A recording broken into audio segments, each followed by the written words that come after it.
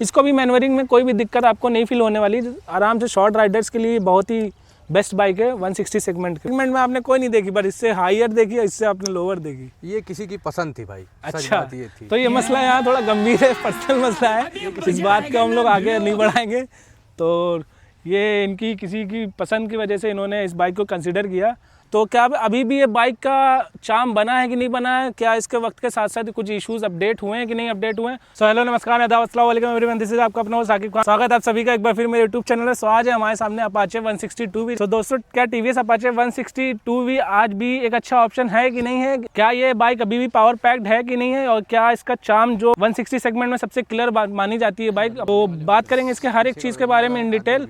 तो जो लोग भी चैनल पे नए हो चैनल को सब्सक्राइब कर लीजिएगा, वीडियो को लाइक कर दीजिएगा, बेल आइकन दबाना ना भूलें। सो बुलाते हैं गाइस इस बाइक के ओनर को और उनसे पूछते हैं हर एक सवालों के जवाब। तो रेहान भाई का बहुत बहुत स्वागत है मेरे चैनल पे। आइए रेहान भाई। और साकिब भाई जब बढ़िया भाई, तो दुआएं बताइए आपने अपाचे 162V कब ली थी? 2022 में ली थी। अच्छा, तो मंथ क्या रहा होगा? 2.5 साल इसको हो गए भाई। 2.5 साल हो गए लिए हुए। तो अभी तक आपने बाइक को कितना चला लिए? ये लमसम 34,000 के आसपास मैंने चला ली है इसको। अच्छा, तो एक बार देख लेते हैं मीटर पे कितना चला चुके हैं रेहान भाई। 34,382 अभी तक ये बाइक ओडोमीटर पे दिखा रही चल चुकी है जी। तो 2.5 साल हो चुके हैं। 2.5 साल के टाइम पीरियड में इसमें अभी ऐसा कोई मेजर इशू देखने को मिला है आपको कि नहीं, जैसे कोई पार्ट वगैरह बड़ा चेंज हुआ हो या कोई अदर दिक्कत आई हो? देखिए आकिब भाई, मैं 2.5 साल से इसको चला रहा हूँ। लमसम इसकी केवल एक प्रॉब्लम आई है, चेन से और डिस्पैच बदलाना पड़ते हैं मुझे गाड़ी के। डिस्क पैड बदलने पड़ते हैं, पिछले के डिस्पैच इसके बदले जाते हैं। ठीक अच्छा। है, लमसम 2 से 3 महीने में मुझे चेंज कराने पड़ते हैं। और कितने किलोमीटर चला लेते हैं तब लगभग बदलना पड़ता है? लगभग 1-8 किलोमीटर में चला देता हूँ, मैं चेंज करा देता हूँ। चेंज करा देते हैं, पूरी तरह से घिस चुके होते हैं तब तक? जी, लमसम चेंज होने वाले होते हैं। अच्छा, तो रेहान भाई बाइक ज़्यादा चलाते हैं और इनका जो मेन पर्पज़ है वो शायद सिटी पर्पज़ के लिए इन्होंने ले रखा है। तो आप अपना पर्पज़ बताइए सबसे पहले, बाइक आप किस पर्पज़ से यूज़ कर रहे हैं, सिटी पर्पज़ के लिए कि लॉन्ग रूट वगैरह के लिए? देखिए भाई, मेरा काम है फर्नीचर का। हाँ। तो मैं बैंक का ज़्यादा काम लेता हूँ। अच्छा, तो मुझे लॉन्ग टूर ज़्यादातर बाहर करने पड़ते हैं? बाहर मेरी साइडें लगती हैं। अच्छा, मुझे लॉन्ग टूर ही करना पड़ता है। अच्छा। इससे मैं बहुत दूर जा चुका हूँ। जैसे कहाँ तक अभी तक गए आप इससे मैं जा चुका हूँ नेपाल बॉर्डर, बलिया गिना रहा हूँ आपको। हाँ। बेसिकली गिनाता हूँ मैं। नेपाल बॉर्डर, बलिया हो गया, जल्दी बोल, कल सुबह पनवेल निकलना जा है। चुका हूँ, बहराइच जा चुका हूँ और बनारस हो आया हूँ। सीतापुर तो हर दूसरे तीसरे दिन में जाता हूँ। अच्छा, तो मतलब बेसिकली आप ज़्यादातर इसको लॉन्ग रूट पे भी बहुत ज़्यादा ले जा चुके हैं? डेली पर्पस के लिए मैं इस्तेमाल करता हूँ। और डेली आप इससे हर एक मतलब 100-150 किलोमीटर आप इसको चला ही रहे हैं? 100-150 किलोमीटर, 100 किलोमीटर तो चलती है भाई। अच्छा, ऑन एन एवरेज आपकी 100 किलोमीटर चली रही है गाड़ी? 100 किलोमीटर तो आराम से। तो क्या अभी आप इसका माइलेज मिल रहा है सिटी में इसका आपको? सिटी में आप इसका चलाएंगे आकिब भाई, देखिए मिनिमम चलाएंगे 60 के, मतलब 60 की स्पीड से चलाते हैं अगर आप, तो इसका एवरेज है 45 से 40 एवरेज होता है भाई। 45 से 40 जी। और अभी तक आप जो लॉन्ग रूट वगैरह पे गए उस पर आपको माइलेज क्या मिला है हाईवे पे? हाईवे पे इसका एवरेज वही लमसम 50 के आसपास आ जाता है। 50 के आसपास मिल जाता है। तो क्या एवरेज में कुछ ड्रॉप हुआ है, जैसे कि जब आपने पहले नई गाड़ी ली थी जी, तब उस वक्त आपका एवरेज क्या था? उस टाइम इसका एवरेज था 40 का एवरेज देती थी, 40 का। 40 का पहली सर्विस से पहले? जी। पहली सर्विस के बाद कितना हुआ होगा चेंज? लमसम 43 के आसपास 2-3 किलोमीटर का फ़र्क आया। अब मैं इसको लेकिन चलाता हूँ तो ये जैसे लंबा टूर करता हूँ तो ये 50 का एवरेज आराम से निकालती है। आराम से दे देती। सिटी में बस आपको 45 के आसपास देती है? सिटी में 40-45। तो जो भी गाइज इसको 160 सेगमेंट में एक एवरेज पर्पज़ से या परफॉर्मेंस पर्पज़ के हिसाब से चाह रहे हैं, ये पावर पैक्ड मशीन है, आप लोग अच्छे से जानते हैं। तो अपाचे का 160 सेगमेंट में अपना एक टाइम रहा है, बहुत ही अपना एक सेगमेंट क्लियर बाइक रही है। तो बात करेंगे हर एक चीज़ के बारे में, फाइनल वर्डिक्ट के बारे में भी, क्या इसे आप लेना चाहिए कि नहीं लेना चाहिए। तो हर सवालों का जवाब आप वीडियो पे एंड तक ज़रूर बने रहें, तो तभी आपके सारे क्लियर हो सकते हैं। तो एवरेज की बात हो गई और एवरेज ड्रॉप की बात हो गई। सर्विस कॉस्ट की क्या खर्चा है? जब आपने पहली सर्विस कराई उसका उस वक्त खर्चा क्या था? पहली जब मैंने सर्विस इसकी कराई थी तो कंपनी में इसकी 4 सर्विस मुझे फ्री मिली थी। 4 मिली टोटल फ्री? टोटल 4 मिली थी। तो वहाँ मुझे खाली इसके इंजन ऑयल का पैसा पे करना पड़ता था। 600-650 रुपये पे करना पड़ता था। कितना इंजन ऑयल पड़ता है इसमें? इसमें पड़ता है 1 लीटर पूरा पड़ता है। पूरा 1 लीटर? जी। 600-650 में इंजन ऑयल का खर्चा, कुछ और भी होता था उसमें? कुछ और चुटुर पुटुर जैसे ऑयल फिल्टर वगैरह चेंज ऑयल होता फिल्टर चेंज होता था, लमसम 1000 रुपये के अंदर काम मेरा हो जाता था। सर्विस, फ्री सर्विस में। जी। और सेकंड सर्विस में भी यही खर्चा आया होगा आपको? सेकंड सर्विस में भी यही खर्चा आया था भैया। थर्ड में भी लमसम यही आता है। फोर्थ में भी यही आता है, लेकिन 2.5 साल हो गए हैं, अब लमसम इसमें कोई खर्चा ज़्यादा नहीं आ रहा है मेरा। अभी तक 2.5 साल होते हुए भी आपको इस गाड़ी में टोटल खर्चा अभी तक कितना करना पड़ गया है? टोटल खर्चा मेरा बहुत ज़्यादा हुआ होगा 10 से 12 हज़ार रुपये अभी तक सब मिला के 2.5 साल के अंदर आपकी? जी। पेट्रोल एक्सपेंसेस छोड़ के? जी जी। खाली बाइक के ऊपर जो खर्चा बाइक के ऊपर जो खर्चा हुआ है, ये बात आप 10,000 सही कह रहे हैं बेसिकली। हाँ, तो जैसा कि गाइस आप लोग देख सकते हैं 160 सेगमेंट में इसको बाइक को अभी तक बिल्कुल समझ लीजिए ना के बराबर मेंटेनेंस कॉस्ट है इसकी। तो जैसा कि रेहान भाई बता रहे हैं, इसकी मेंटेनेंस कॉस्ट अभी तक 2.5 साल में इनको पड़ी 10 से 12 हज़ार रुपये की। ABS बाइक है भाई, और दूसरी बात इसमें आप अगली दबाएंगे तो पिछली भी लगेगी, पिछली दबाएंगे तो अगली भी लगेगी। अच्छा, स्लिप नहीं कर सकती। अच्छा, ABS का काम है। तो ये डुअल चैनल ABS, तो इसमें आपको तब single ABS, single disc brake भी आती थी, डुअल डिस्क ब्रेक भी आती हैं, डुअल चैनल ABS भी आते हैं। अब बेस वेरिएंट भी आता है, उसमें ड्रम ब्रेक्स भी आपको मिलते हैं। और जब रेहान भाई ने ली थी तो इसमें कोई भी मोड्स वगैरह नहीं थे, कोई भी ज़्यादा टेक फीचर वगैरह नहीं थे। अब जो नई 160 आ रही है उसमें आपको 3 मोड्स वगैरह देखने को मिल जाएगा, urban, rain, sport mode. Urban और रेन में आपको थोड़ा पावर कम देखने को मिलेगा, उसमें ऑलमोस्ट आपको 13 PS का पावर देखने को मिलेगा। और जो स्पोर्ट मोड है उसमें आपको 16.03 PS का पावर देखने को मिलेगा। तो अपाचे 160 ये भी जो 2022 का मॉडल है, इसमें भी सेम आपको पावर देखने को मिलेगी, 16.03 PS का पावर देखने को मिल जाएगा। टॉर्क आपको देखने को मिलेगा 13.3 Nm का। और पावर और टॉर्क लगभग अभी आप सारी बाइक्स का सेम देखने को मिलेगा, बस थोड़े टेक फीचर्स में आपको अपडेट देखने को मिल जाएंगे, जैसा कि BT देखने को मिल जाएगा आपको, और थोड़े मोड्स वगैरह देखने को मिल जाएंगे, और थोड़ा बटन के स्विचेस वगैरह थोड़े से क्वालिटी वगैरह एनहांस हो गई, यही सब चीज़ें आपको। लेकिन आकिब भाई ये गाड़ी ऐसी है, मैं आपको बता रहा हूँ, इसको आप कहीं भी लेके चले जाइए जी, ये धोखा नहीं देगी, और आप चलते रहिए। अच्छा। जितनी आपकी क्षमता है आप भगाइए इसको। तो इस भगाने की बात हो रही, तो बताइए अभी तक आपने टॉप स्पीड क्या इसमें अचीव करी है? 134। सो गाइस देख सकते हैं ऑन मीटर भी इसमें दिखा देता है। जैसे मोड बटन स्विच करेंगे हम लोग, तो इसमें कैमरे को भी मैं आपको दिखा देता हूँ। आपको क्या लग रहा है मैं झूठ बोल रहा हूँ? नहीं, झूठ नहीं बोल रही बात। देखिए तो यहाँ ऑन मीटर भी दिखा रहा है आपको 134 में इन्होंने अभी तक भगाई हुई है, टॉप स्पीड लेके गए। और सिटी के अंदर भी इन्होंने दो लोगों को बिठा के भी आराम से अचीव की है 120-22 के आसपास, यही की अचीव ना आपने। सो इधर आ जाइए रेहान भाई। तो कुछ ऐसा इशू आया कि जैसे कोई बड़ा इशू, इसमें कोई बड़ा पार्ट वगैरह चेंज करना पड़ा हो? कुछ अभी तक ऐसा कोई बाइक में काम हुआ है? अभी तो ऐसा इस 35,000 किलोमीटर चलाने पे कोई भी ऐसा भी बड़ा पार्ट आपका चेंज नहीं हुआ है? नहीं आकिब भाई, ऐसा तो सिर्फ आपके डिस्क पैड वगैरह चेंज हुए होंगे जी, और जो इंजन ऑयल वगैरह खर्चा आता है वो हुआ है जी जी। इंजन में। बाकी अभी तक ऐसा कोई दिक्कत फेस करनी पड़ी आपको? जी नहीं, अभी तक ऐसा कुछ नहीं हुआ? ऐसा कुछ नहीं। इंजन, ब्रेकिंग, सस्पेंशन वगैरह कैसे इसके परफॉर्म कर रहे हैं? बहुत बढ़िया परफॉर्म करते हैं। बताइए, सस्पेंशन वगैरह आगे और पीछे के सस्पेंशन में कुछ आपको फ़र्क लगता है क्या? कौन सा बेटर परफॉर्म कर रहे हैं? देखिए, बेटर के हिसाब से तो पीछे का होता है। पीछे का ज़्यादा अच्छा स्मूथ, पीछे का ज़्यादा अच्छा स्मूथ काम करता है। आप बात सही कह रहे हैं। और जैसे कि स्पीड ब्रेकर्स वगैरह सिटी में बहुत होते हैं, तो नॉर्मल स्पीड पे आप जब चलते हैं 25, 30, 40 के आसपास जी, तो क्या वो बम फील होते हैं आपको सर इस पे? सस्पेंशन इसमें आपको बम फील होने देता है? जी नहीं। हाँ, तो इसका मतलब इसका सस्पेंशन काफ़ी अच्छे काम कर रहे हैं। सस्पेंशन इसके अच्छे काम करते हैं। चलाते वक्त कभी भी आपको ऐसा कुछ दिक्कत हुई, जैसे ट्रैफिक वगैरह में खड़े हैं तो इंजन की हीट वगैरह बहुत ज़्यादा आपको फील हो रही हो, तो हीटिंग इश्यूज़ वगैरह ऐसा कुछ अभी कभी फील हुआ आपको? नहीं जी, ऐसा कभी नहीं हुआ है? ऐसा कुछ नहीं। सो गाइज आपको ये 160 सीसी का इंजन इसमें देखने को मिल जाएगा, और एयर कूल्ड ये आपको देखने को मिलेगा। SOHC के साथ आती है, इसमें आपको ऑयल कूल्ड या लिक्विड कूल्ड देखने को नहीं मिलेगा, सिर्फ एयर कूल्ड है। एयर कूल्ड ही इसका काफ़ी अच्छा काम करता है, जो इंजन को हीट होने से बहुत ज़्यादा बचाता है। आपने टॉप स्पीड अचीव करी 134, क्या उस टाइम इसमें वाइब्रेशंस कहाँ पे हो रहे थे वो बताइए आप? वाइब्रेशन का देखिए आकिब भाई, मैं बता रहा हूँ आपको, इसमें वाइब्रेशन नहीं है, केवल चेन से आवाज़ आती है। जब आप टॉप स्पीड लेंगे 100 के 100 के ऊपर गए आप बेसिकली, तो चेन से साउंड आएगा। अच्छा, वाइब्रेशन नहीं है गाड़ी में। वाइब्रेशन मतलब हैंडल बार वगैरह पे आपको कभी कोई वाइब्रेट नहीं, कुछ नहीं, वॉबलिंग वगैरह है, मतलब वॉबलिंग कुछ नहीं होती इसमें। देखना एकदम आप टैंक पैड वगैरह पे भी वाइब्रेशन आपको फील नहीं होता यहाँ पे, ऐसा कुछ भी, कोई प्रॉब्लम नहीं।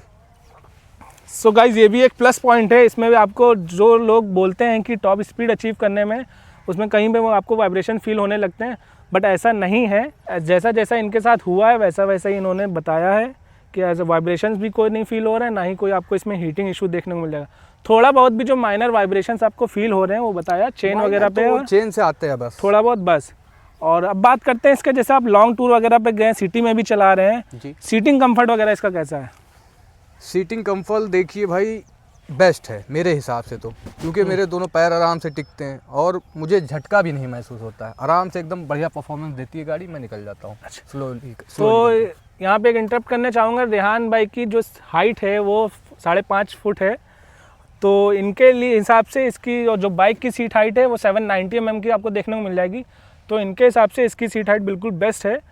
तो जो मेरे हिसाब से 5.4 या 5.5 के ऊपर भी होंगे, 5 5.5 वाले इसको आराम से चला सकते हैं, उनके लिए कोई भी सीट वगैरह में हाइट में दिक्कत नहीं होने वाली है और ना ही कंफर्टेबल में कोई दिक्कत होने वाली है। बहुत कंफर्टेबल चीज़ है। हाँ, और ये मैं एज अ 6 फीट इंसान अगर इस पर बैठूंगा, अभी जैसा कि मैंने थोड़ा इसको राइड करके लाया हूँ, तो मुझे थोड़ा सा दिक्कत ये हुई क्योंकि बाइक का थोड़ा जो राइडिंग स्टैंस है वो थोड़ा आगे की तरफ एग्रेसिव है, मतलब ज़्यादा लीन है फॉरवर्ड की तरफ, तो मेरे हिसाब से फॉरवर्ड है इसलिए आकिब भाई आप इसको झुक के जब चलाएंगे परफॉर्मेंस बहुत बढ़िया मिलती है।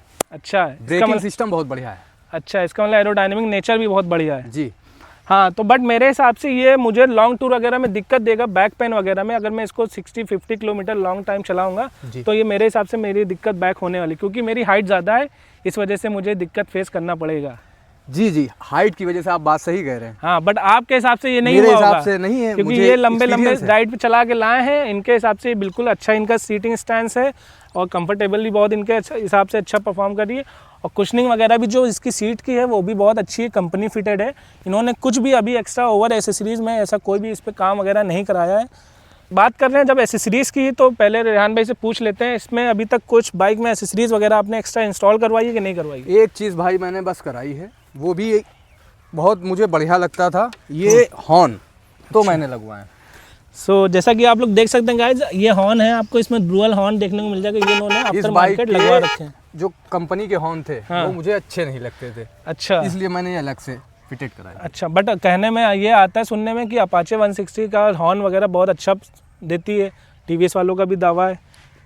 बात तो आपकी सही है, बेस्ट है, आप बात सही कह रहे हैं, लेकिन हॉर्न मुझे नहीं वो अच्छे लगते हैं, टी वाले मुझे याले पसंद है, तो मैंने याले फिट कराया। सो रेहान भाई की अपनी पसंद है, उन्होंने अपने आफ्टर मार्केट 2 हॉर्न लगवा रखे हैं। मैं चलता हूँ हाईवे पे तो मैं जब दबाता हूँ तो मुझे कार वाला भी रास्ता तुरंत दे देता है, तो इस वजह से इन्होंने ये हॉर्न का इंस्टॉल करवाया और कंपनी फिटेड इन्होंने हटवा दिए। कितने की कॉस्ट पड़ी थी आपको हॉर्न की? ये वही 800 रुपये के लगवाए थे भाई मैंने। 800 रुपये के? जी। अच्छा, और इसके अलावा आपने कुछ काम करवाया है बाइक पे? भाई, कोई एसेसरीज वगैरह अदर आफ्टर मार्केट लगवाई हो? नहीं, कोई चीज़ नहीं, सब कुछ कंपनी फिटेड। कंपनी से आपने एसेसरीज के तौर पे क्या लगवाया था? एसेसरीज पे सीट कवर लिया? सीट कवर लिया था बस। कितने का पड़ा था आपको सीट कवर? सीट कवर वही 250 रुपये का था। अच्छा, और लेग गार्ड वगैरह? लेग गार्ड तो कंपनी फिटेड, कंपनी फिटेड मिला था जी। ये इंजन काउल वगैरह भी आपको कंपनी फिटेड मिला था? कंपनी फिटेड है। बाकी कुछ आपने एसेसरीज के तौर पे नहीं लगवाया था? कुछ भी नहीं लगाया अभी तक के। अब इसके बात करते हैं सबसे पहले कॉस्ट की। इसकी ऑन रोड कॉस्ट क्या पड़ी थी आपको जब आपने ये ली थी? 1,44,000 रुपये की मैंने ली थी इसको। 1,44,000 रुपीज़ की ऑन रोड इन्होंने पड़ी थी। जुलाई 2022 के मॉडल है। सो गाइस, इसका एक शोरूम जो था उस वक्त में ये 1,05,000 के आसपास था। क्या कुछ प्राइस में डिफरेंस हुआ? अब जो इस वक्त बाइक आ रही है अपाचे 160 2025 वेरिएंट, उसमें प्राइस का डिफरेंस कितना हुआ है? उसमें लमसम भाई, अब उस टाइम पे मैंने 2.5 साल पहले ली थी तो ये 1,44,000 की पड़ी थी। हाँ। अब लेने जाऊं अगर इसको या इसका नया वेरिएंट तो 1,65,000 रुपये की 70,000 रुपये के आसपास आ रही है। अच्छा, लगभग आपको 20 से 25,000 का डिफरेंस देखने को मिल जाएगा। और जो मैंने बता दिया आपको, जो मोटे मोटे मेन डिफरेंस देखने को मिल जाएंगे वो बीटी देखने को मिल जाएगा नए वाले वेरिएंट में। उसमें आपको मोड्स देखने को मिल जाएंगे और कुछ अदर आपको फीचर्स थोड़े अपग्रेडेड देखने को मिल जाएंगे। ये सब चीज़ें आपको उसमें देखने को मिलेंगी। पावर में कोई चेंजेस नहीं हुए, ना ही कोई टॉर्क में चेंजेस हो। पावर एज इट इज़ आपको मिलेगी, टॉर्क भी एज इट इज़ जैसा पहले था वो ऐसा अभी की भी वेरिएंट में बाइक्स में मिलेगा। ये बताइए तो गाइस, इसमें आपको हेडलाइट एलईडी देखने को मिल जाएंगी, बट जो इसके टर्न सिग्नल्स है वो आपको हेलोजन देखने को मिल जाएंगे। टेल लाइट भी आपको एलईडी देखने को मिल जाएगी। और जो नए वाले वेरिएंट आ रहे हैं उसमें शायद अपग्रेड कर दिया, उनमें आपको एलईडी टर्न सिग्नल्स और एलईडी हेडलाइट के साथ मिलने वाले हैं। जैसे जब नई गाड़ी आप लाए थे पिकअप कैसा था, अभी 2.5 साल बाद पिकअप वगैरह में कोई चेंजेस हुए हैं? नहीं, कोई चेंजेस नहीं, सेम एज इट इज़ है। Same as. क्या बोल रहे थे आप, बताइए। मैं ये बताना चाह रहा था, जब मैं ये नई गाड़ी खरीद के लाया था तो मैं इसको जब भगाता था तो ये 100 के ऊपर भागती थी, बंद हो जाती थी झटका मार के। अच्छा। ठीक है, उसके बाद मैं कंपनी इसको लेके गया, सर्विस हुई। उसके बाद जो मैंने चलाना इसको शुरू किया है तो 134 तक के मैंने इसको भगाया है, 134। उसके बाद कभी बंद होने उसके बाद कभी बंद नहीं हुई। वो कुछ क्या दिक्कत थी उस वक्त ऐसी? उस टाइम दिक्कत ये थी कि नई गाड़ी थी, नया नया जोश था, कंपनी वालों ने मना किया था कि 60 के नीचे रखना है। हाँ, और मैंने तेज चला दी थी। 60 के ऊपर आपने चलाया 100 के आसपास जी, इस वजह से वो इशू होने लगा। सो गाइस, बात कर लेते हैं हम इसकी ब्रेकिंग के बारे में। तो रेहान भाई इधर आगे आइए आप। तो फ्रंट ब्रेकिंग, हाँ पहले बात कर लेते हैं इसमें आपको 220 mm का पेडल डिस्क देखने को मिल जाएगा। पेडल डिस्क दिया है अपाचे वालों ने, वक्त के साथ साथ अपग्रेड कर दिया। पहले इसमें पेडल डिस्क नहीं आती थी। तो पेडल डिस्क का काम आपने को पता है कि हीट जल्दी से डिसिपिएट होती है, तो ब्रेकिंग बाइट वगैरह बहुत ज़्यादा एफिशिएंट प्रोवाइड करती है। और टायर आपको आगे देखने को मिल जाएगा 90/, हाँ फ्रंट टायर आपको देखने को मिल जाएगा 90/90 सेक्शन का। और सस्पेंशन जो आपको आगे मिलेंगे वो टेलीस्कोपिक देखने को मिल जाएंगे। तो सस्पेंशन की हमने तो बात कर ली, बात करते हैं रेहान भाई से, ब्रेकिंग वगैरह आगे की कैसी लगती है? देखिए भाई, ये ABS बाइक है और अगर इमरजेंसी में आप इसका ब्रेक दाब भी देते हैं तो मतलब पहिया जाम नहीं होगा। पहिया छोड़ता है, पकड़ता है, छोड़ता है, पकड़ता है, धीरे धीरे गाड़ी में कंट्रोलिंग आती है। ये एकदम से मतलब नहीं होती है। एकदम से नहीं। अच्छा, और सेम ऐसे पीछे की बात कर लेते हैं। पीछे आपको 200 mm का पेडल डिस्क देखने को मिल जाएगा और पीछे का जो टायर प्रोफाइल है उसमें आपको 110/80 110/80 सेक्शन का देखने को मिल जाएगा।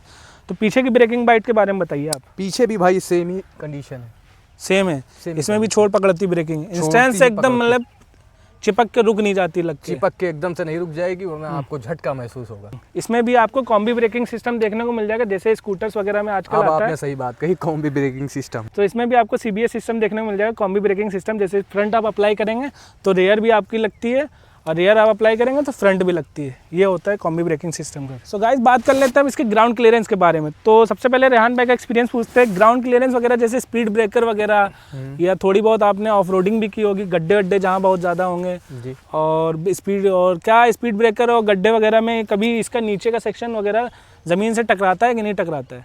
जी नहीं भाई, ऐसा तो कभी कुछ नहीं हुआ हमारे साथ। तो इसका मतलब इसका ग्राउंड क्लियरेंस वगैरह भी बहुत अच्छा आपको देखने को मिल जाएगा। बात कर लेते हैं इसके ग्राउंड क्लियरेंस की। तो इसमें आपको 780 mm का ग्राउंड क्लियरेंस देखने को मिलेगा। और ये चीज़ जो आपके इंजन के काउल के आगे लगी है, जैसे बड़े बड़े स्पीड ब्रेकर होते हैं, तो कभी उसमें ये आपका लड़ा है कि नहीं लड़ा है? जी नहीं, ऐसा कुछ नहीं हुआ भाई, कभी ऐसा कोई दिक्कत आपको देखने को नहीं मिली है? नहीं। तो गाइस, इसमें आपको फ्यूल टैंक देखने को मिल जाएगा 12 लीटर का। और माइलेज की बात हो गई, सिटी में आपको इससे अराउंड मिलने वाला 45 kmpl का और हाईवे में आपको मिलेगा अराउंड 50 kmpl का। तो माइलेज के हिसाब से 160 सेगमेंट में बहुत ही बेस्ट बाइक है, बहुत ही स्मूथ, बहुत ही पावर पैक्ड मशीन नहीं बोल सकते हैं, क्योंकि जो लोग पावर के शौकीन हैं वो अदर सेगमेंट में नेकेड में 160 वगैरह जैसे आती है, इसका 4V सेगमेंट वो कंसीडर कर सकते हैं। नहीं तो बजाज में भी बहुत सारे पल्सर की सीरीज़ आती हैं, वो भी कंसीडर कर सकते हैं। इसके कंपेरिजन में एक सवाल रह गया रेहान भाई से, सबसे बहुत मोस्ट इंपॉर्टेंट वो पूछते हैं, जब आप इसको लेने गए थे इसके सेगमेंट में 160 सेगमेंट में तो आपने और भी बाइक्स देखी होंगी जी, तो आपने सिर्फ इसी को कंसीडर क्यों किया? और बाइक्स जैसे अदर बाइक्स का नाम पहले बताइए, कौन कौन सी और देखने गए थे? देखने तो मैं R15 गया था, उसके बाद इसकी अपाचे के RR देखने गया था। अच्छा, 310। हाँ, लेकिन पसंद यही आई। अच्छा, इसके सेगमेंट में आपने कोई नहीं देखी, पर इससे हाईयर देखी, इससे आपने लोअर देखी? ये किसी की पसंद थी भाई। अच्छा, ये थी। तो ये मसला यहाँ थोड़ा गंभीर है, पर्सनल, इस बात का हम लोग आगे नहीं बढ़ाएंगे। तो ये इनकी किसी की पसंद की वजह से इन्होंने इस बाइक को कंसिडर किया, तो बात ही नहीं बनती यहाँ अदर बाइक से कंपैरिजन करने की। तो हम लोग ये वाला सवाल ड्रॉप करते हैं, बात करते हैं इसकी कंपनी के बारे में।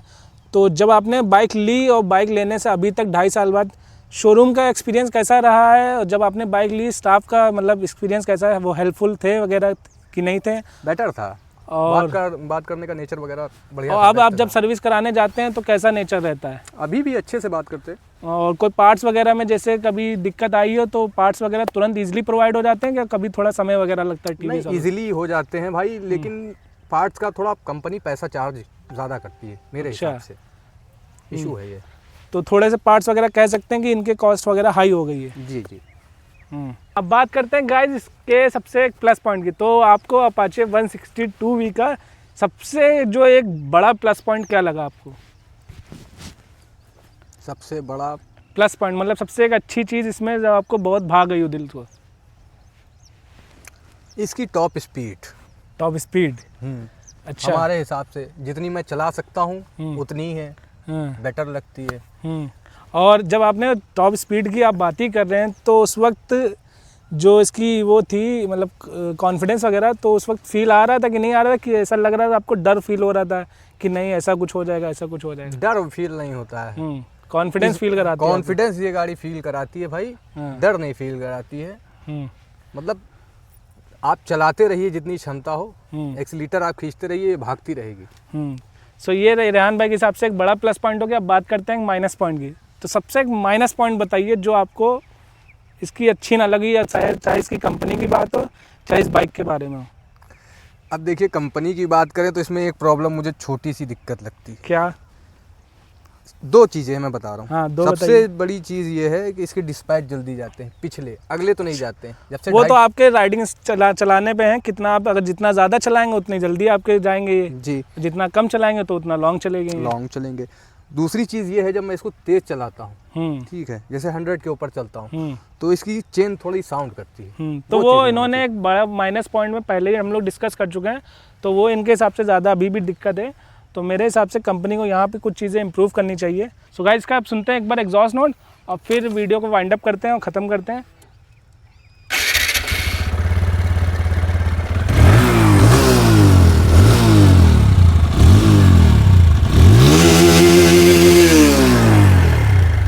तो आवाज़ में भी अभी तक कोई चेंजेस फील तो हुआ नहीं होगा आपको अभी तक? जी नहीं, जैसे आवाज़ इसकी गाड़ी की पहले थी अभी भी वैसे ही है? सेम वैसे ही। कोई दिक्कत इंजन वगैरह की आवाज़ से भी कोई दिक्कत नहीं हो रही है?